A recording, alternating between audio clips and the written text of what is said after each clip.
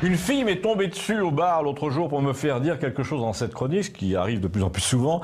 Et la plupart du temps, il s'agit de problèmes trop précis, trop syndicaux, dirons-nous, pour qu'ils présentent un intérêt général. Mais là, elle était médecin anesthésiste. Et donc, dans l'espèce de désert médical qui est le nôtre, tout ce qui désigne la stupidité des politiques français en matière de recrutement de médecins depuis 20 ans doit être évoqué. Ça concerne tout le monde.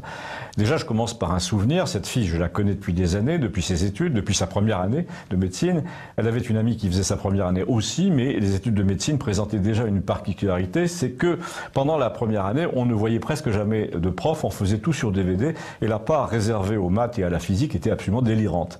Et résultat, l'une qui était une fille assez dure, je veux dire pas très sentimentale, qui travaillait dans son coin, presque une asociale, a réussi l'examen, et donc est devenue cette jeune médecin anesthésiste de 35 ans que j'avais en face de moi, au bar de Campagnol, et l'autre, qui aurait eu besoin d'un prof, dont le caractère était plus tendre, plus dispersé, est devenue gérante de restaurant à Montpellier, alors qu'elle aimait les gens, qu'elle avait une vraie vocation de médecin, que sans les maths et la physique, elle aurait réussi haut la main, et qu'elle aurait certainement été très appréciée de son service, parce qu'elle disait, dès ses premières années, dès la première année ratée, là, qu'elle voulait faire de l'hospitalier à cause du contact.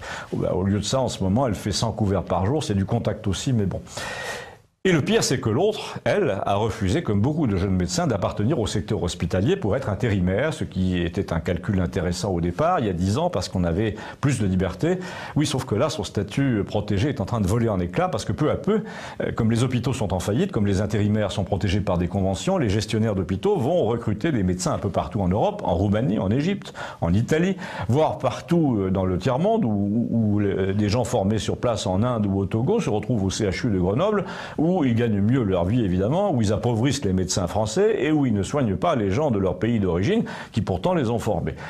D'autre part, pour résumer, et pour reprendre le vocabulaire de cette fille qui m'en parlait au comptoir, c'est devenu un tel bordel dans la validation des certificats étrangers qu'on est de moins en moins sûr d'avoir en face de soi, enfin au-dessus de soi quand on se fait anesthésier, quelqu'un de compétent et de rassurant.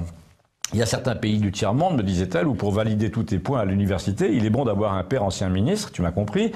Et ben, je l'ai d'autant mieux compris qu'il n'y a pas besoin d'aller dans le tiers-monde. La marchandisation de tout, l'absence générale de morale s'est traduite pendant que j'étais en poste en Italie il y a une dizaine d'années par la découverte d'un réseau de trafiquants de diplômes de médecins. Et à Moscou, les candidats médecins paresseux payent leur diplôme 1 millier d'euros. En tout cas, il y a 5 ans, c'était notoire. Je ne sais pas ce qu'il en est aujourd'hui. Il y a aussi le cas de la Roumanie. Les recalés français vont passer là-bas un diplôme super facile en français pour revenir, parfaire leur formation en 6e année et devenir généraliste à Saint-Denis ou médecin du travail, parce qu'il existe un système d'équivalence, on appelle ça les épreuves classantes nationales. Alors vous allez me dire, oui, mais si ils ratent ces ECN, eh ben ils ne sont pas chassés pour autant. Ils vont remplir les cases les plus basses du système de santé français, et c'est là que les hôpitaux en difficulté les recrutent, et c'est là qu'ils travaillent pour une misère en contribuant à faire baisser le salaire des médecins français qui, eux, n'ont pas triché en allant se faire tamponner dans un pays où l'on paye pour être médecin. Mais dans le système macronien, ce qui compte, ce sont les apparences et ce que ça coûte, pas ce que ça vaut.